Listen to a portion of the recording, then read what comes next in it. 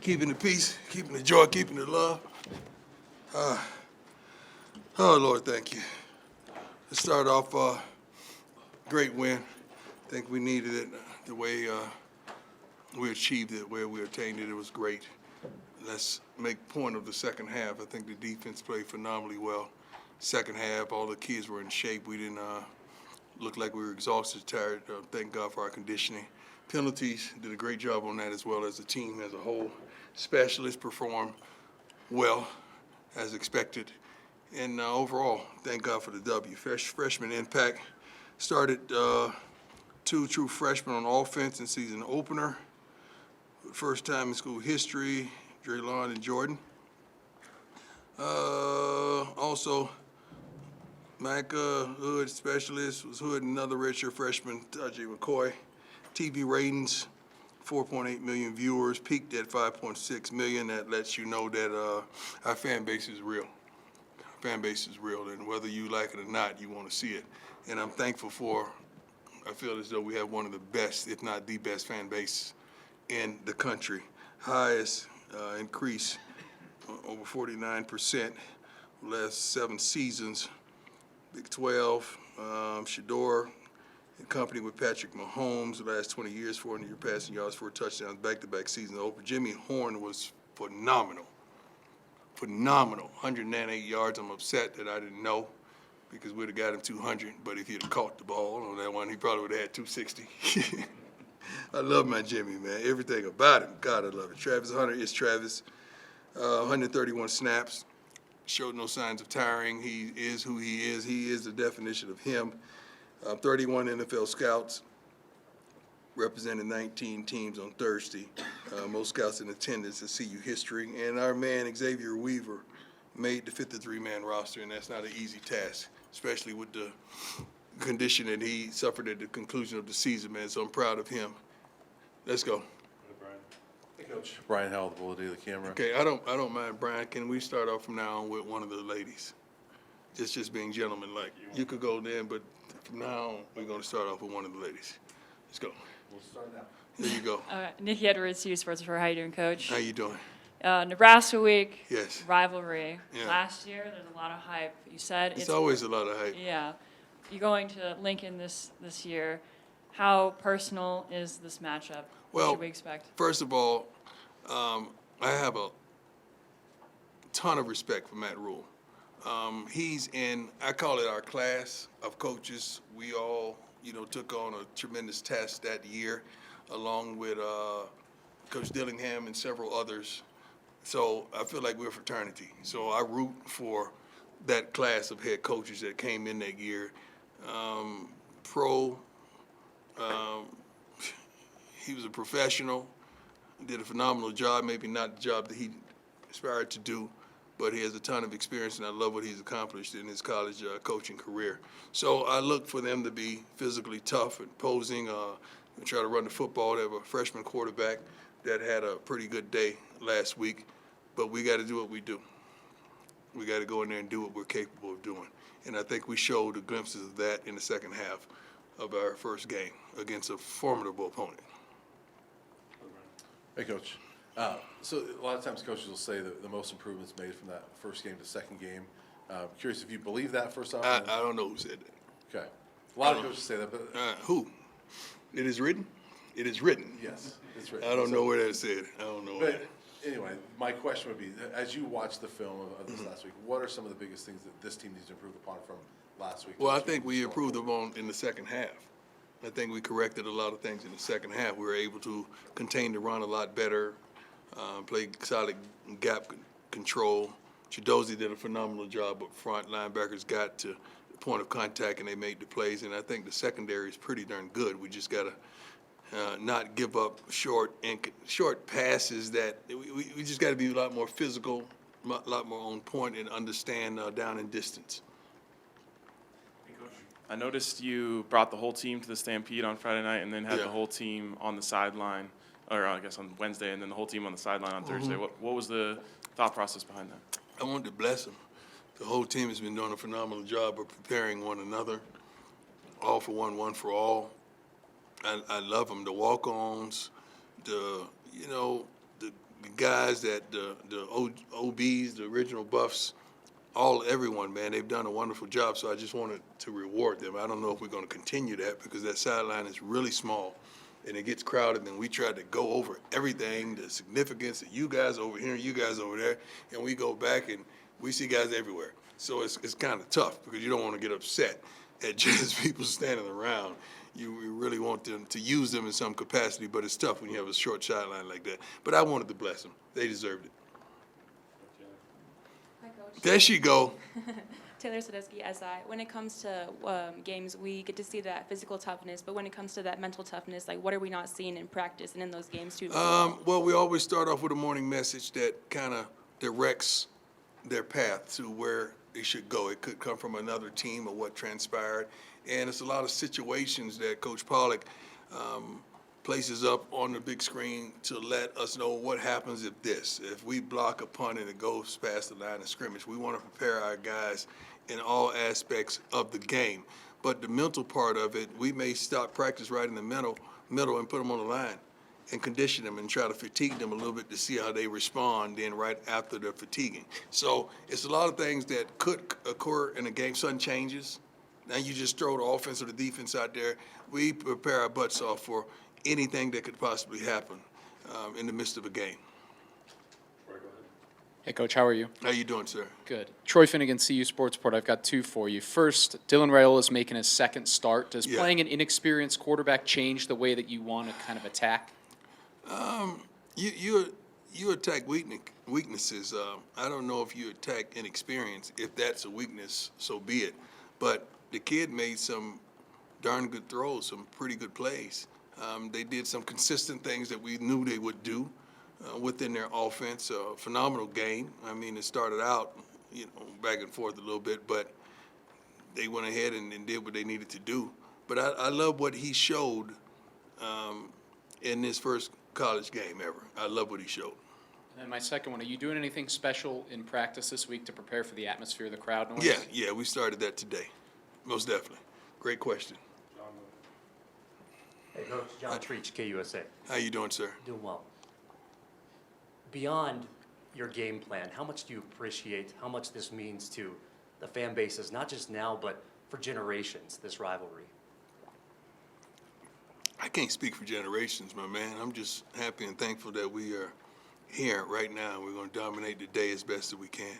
But it's been things passed along and passed down from older generations to now that the governor got up in the meeting today and he took the floor and he allowed us to know some things about this rivalry and some things that should impact us just passionately about this rivalry. I'm pretty sure you're not going to see anybody on the team wearing red anywhere this week because he politely allowed us to know that's a no-no. So I love it. I think that's what college football is all about, whether we're in the same conferences or not, but this is a tremendous rivalry, and I look forward to it. Hey, Coach.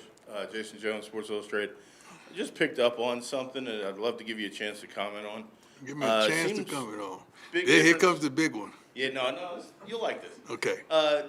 Going from last year to this year, it Yes, sir. seems like starting with the offensive line, Yes, sir. and now recently seeing Shador and Travis kind of go at it. Go at it. Which way? Shador was giving Travis some guff about how he ran a route. Well, on the ball that's how they interact. Yeah. Yeah. Is there something to be said about your players self-governing themselves more so this year instead of waiting for coaches to do it? Well, these young men,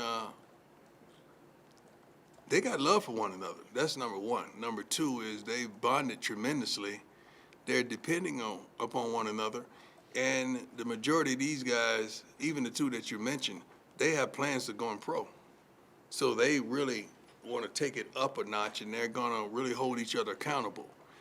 It's a lot more goes on than that in the huddle and on the sideline. So it's phenomenal. But they're at each other all the time, those two. And they have this silent chemistry. And it started way back in Jackson that you could the last game that we played on the last drive, it barely was any play call. It was just signals between those two, and they put on the show. Hi, Coach. Rylan Scholes from Ralphie Report. So, I mean, the offensive line played pretty well on Thursday, only allowed 1 sack, and I'm sure you've gotten the chance to go back, watch the tape. Right. What are you seeing from that group, and should we expect that same level of play? Well, that has a lot to do with the quarterback and getting the ball out of there and understand what's coming, what the defense presents, and checking us and putting us in the right situation. It has a lot to do with that as well. Oftentimes it may look like the line, but sometimes it's not the line. It's something that we did wrong. Those guys have a tremendous relationship with one another as well. They hold each other tremendously accountable. I feel like they have one of the best offensive line coaches in the country, in Phil. And these guys really want to play the game. They love to play the game of football, as well as the defensive line guys. I mean, you're talking like about similarities, the way they approach the game, the way they've been fighting each other for a darn month and a half now, you know, trying to get ready for this journey that we're about to embark on.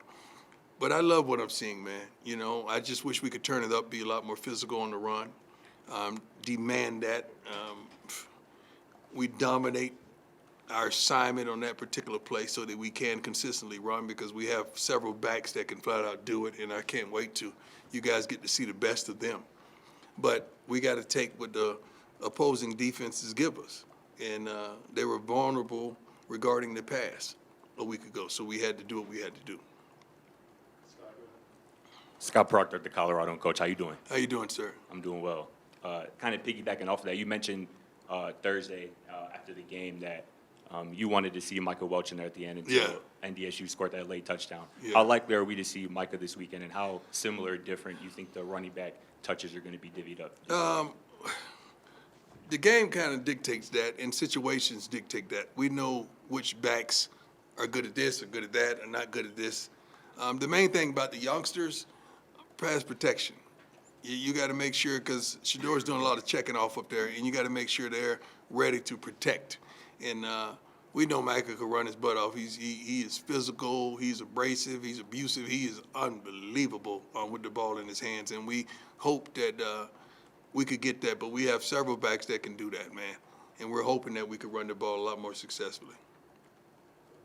Coach, I was just curious if there is an update on Cam Silman-Craig and how he's doing. Yeah, he's doing well. He's doing well. I think he may be cleared tomorrow.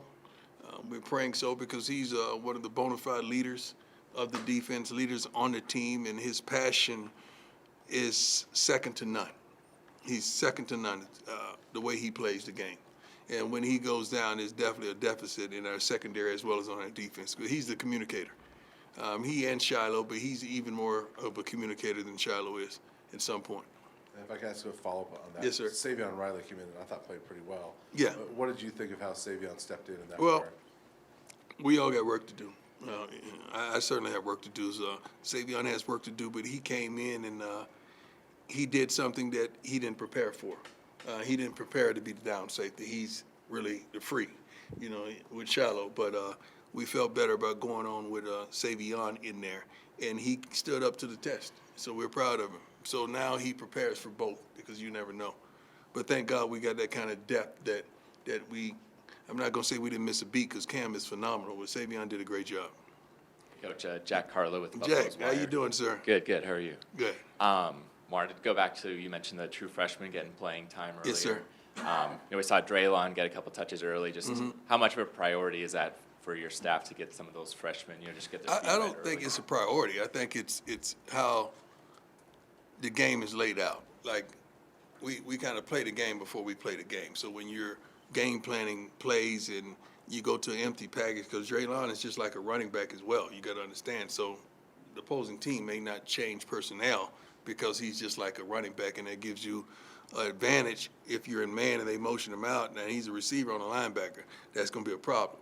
So the guys got to earn it, man. We don't just throw you out there just because you're a freshman. If you earn it, you're going to get opportunities to play.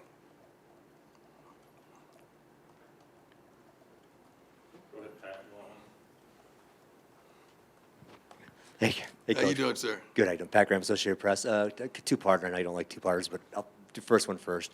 When you're designing the offense, how much does input does Shador have in the play calling? How much does he? I mean, how much? When you look at that. Well, I think the best coordinators they have a tremendous relationships with their quarterbacks, and they kind of get together week of and what you like, what you don't like. Let's take that out. Why do you like this? Why not this? And you kind of come up with it collectively. It's not just a Shador thing. It's not just a Pat thing. It's not just a my thing. You know, I may say, I like this. I see a hole in this play right here when they go cover 4 in this, and we're on this hash. Let's, you know, it's certain things you may do, but if it don't work at practice, it certainly we don't feel like it's going to work in the game. But he has a tremendous luxury to change plays at the line of scrimmage and what he sees. But you got to take into account that this kid has started every game in his high school career. This kid has started every game in his college career but one. He's seen a lot of football. So it's not too many complex defenses that you could throw at him that he hadn't seen. He's seen all of them. And now you add in Pat in his ear until 15 seconds on the clock. That's phenomenal. So now you call a play, watch the weak side blitz, you know, Shador, they're probably coming off the edge, and you're good. Then you're quiet and you just let him do what he does. That's the luxury of having sort of a veteran quarterback that has seen the game a lot.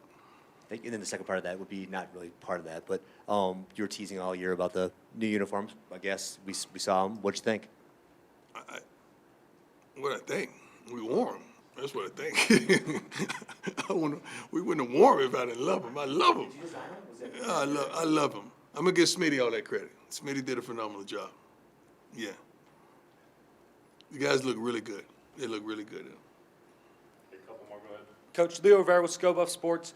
After the game, what was it like with your coaching staff? You mentioned a lot about them and how much they help you out. Yeah. And we understand the relationship with the coaches. So Yes. what did they take away from that game? They're excited. You got to understand, quite a few of them, this was their first time at the college game.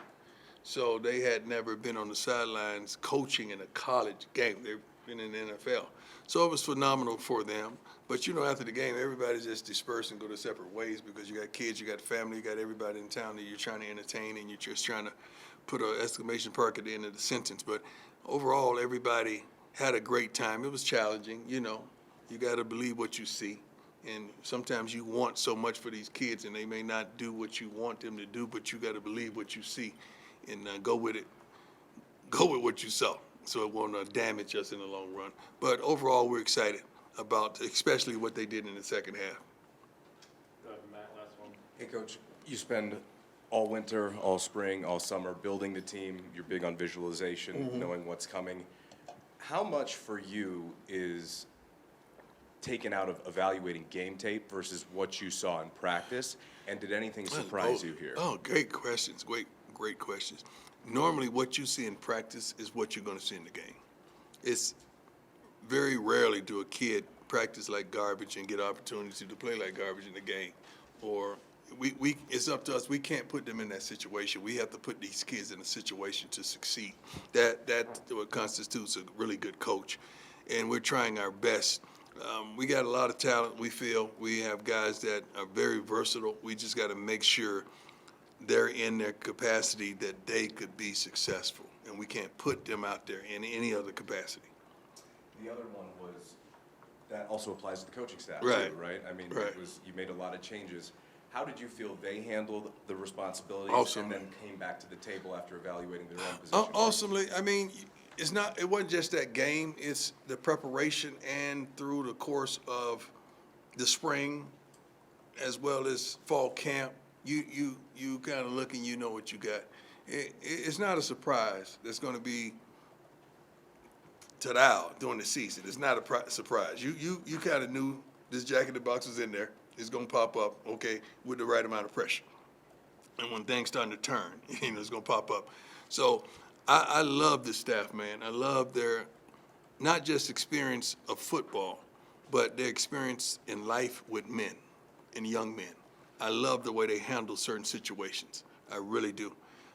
That's why I love pros, man. And those guys are professional. They're handling these young men like they're professional. And we tell these guys every day, 31 scouts there.